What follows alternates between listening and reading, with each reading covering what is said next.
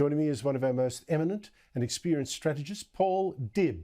He was the head of the National Assessment Staff, director of the Joint Intelligence Organisation, head of the Defence Strategy Intelligence Group. Basically, there's hardly an intelligence organisation in Australia he hasn't headed. He is now Emeritus Professor of Strategic Studies at the Australian National University. We are honoured to have him on the show. Paul Dibb, thank you so much for your time. Vladimir Putin has been utterly humiliated, but how is he now likely to react? It's a good question. As you know, we have very poor sources of information from this closed, secretive shop called the Kremlin. And you need to understand that, unlike in the Soviet Union, the General Secretary of the Communist Party, the most powerful person, which is now Putin, the General Secretary of the Communist Party had a Politburo, a political bureau, what we would call in the democratic world, a bunch of ministers. And you may recall, when Khrushchev was overthrown as General Secretary of the party, it was a vote in the Politburo. There is nobody to constrain or restrain Vladimir Vladimirovich Putin. He surrounded himself with Siloviki, former KGB agents, and the oligarchs, the people who were robbing Russia blind by corruption. So what next with Putin? You're right, is looking weak. If I was Pirogin, whether I'm in Minsk or not, and I think you'd agree with this, Andrew, I wouldn't be occupying any multi-story hotel or building which has a veranda. And every time I open my door, I'd have a glove on. Absolutely correct, and I accept no cups of tea from strangers. But the thing is here, because you raise a point, Vladimir Putin, of course, is a very proud guy, very arrogant, humiliated, looking weak. The risk is that he will now lash out in some way to prove he's strong. What do you think he could do? I wrote a piece for the Weekend Australian a couple of weekends ago, citing an exceptional analysis by a young professor of strategic studies in Israel. I think, looking at his name, his parents probably came from Russia, you know, the refuseniks from the 1980s. Yep.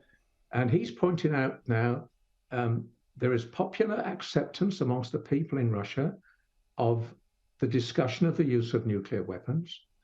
The military, in their major journal, one called Military Thought, it's an absolute record of numbers of generals writing about nuclear weapons.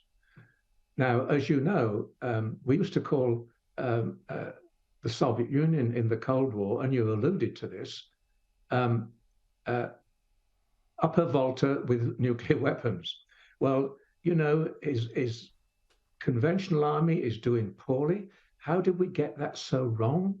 A number of us, including me, by the way, and I don't say more, when Putin went into Ukraine in February 18 months ago, I said to my wife, he'll be in Kiev in sort of 72 hours.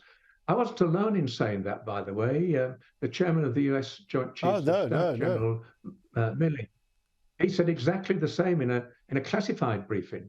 So we got their military wrong. It isn't the first time in the Cold War the American CIA used to, who I'd talk with once or twice a year in my role as head of defense intelligence.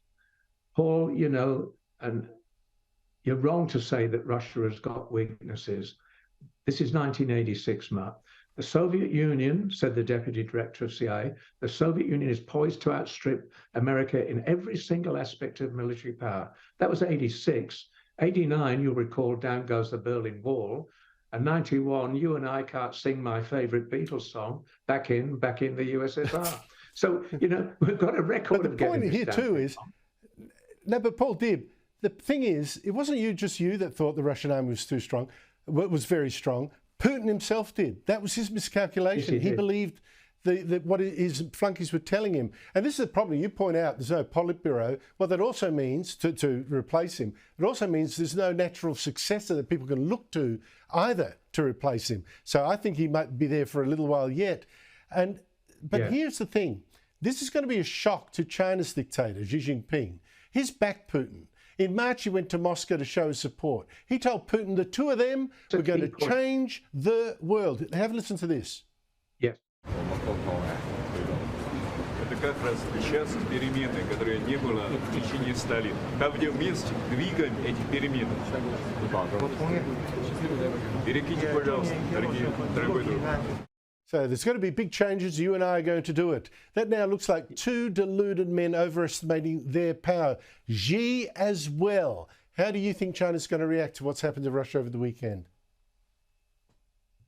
If I was Xi Jinping, I'd be taking a very careful note and lesson of how poorly the Russian military have worked and how a dictator like Putin, and Xi Jinping is one also, has surrounded himself by yes men, and no women, of course, and his intelligence people served up to Putin what he wanted to hear. That is, when we go into Kiev, we'll be met because the Ukrainians are blood brothers. We speak the same language. We have the same church, says Putin. His intelligence agencies advised him the invading troops would be met with flowers. Well, sure as hell they weren't. Now, let's take some parallels with Xi Jinping. He's got a conscript army, biggest army in the world. Conscripts, like the Russians. Secondly, he's got a corrupt system of acquiring military equipment, just like the Russians. Thirdly, he's got a corrupt and ineffective logistics system, just like the Russians. And in addition, unlike the Russians, the Chinese have not fired a shot in military anger since 1979, when, if you recall, they invaded communist Vietnam to, and I quote, teach Vietnam a lesson. I was deputy head of military intelligence then. We had the call signs of the Chinese military down to company group level. And we saw their 4 divisions come up against a battle-hardened, and we know that only too well from our own experience in Phuoc Tuy province, Absolutely. a battle-hardened Vietnamese division, and it was at the best a draw. And now, in addition to all those points, but I would say, I'd go even further. I'd say, look, here was China. The last war they had was against tiny Vietnam, and really they got beaten, to be honest. They got beaten. And I think you make some excellent points. The point is, are there enough people in China who dare tell the president, the dictator, look at what happened to Putin, don't try the same trick with Taiwan? Paul Dibb, it's a great pleasure to talk to you. Thank you so much for your time. Well, that's what I feel too.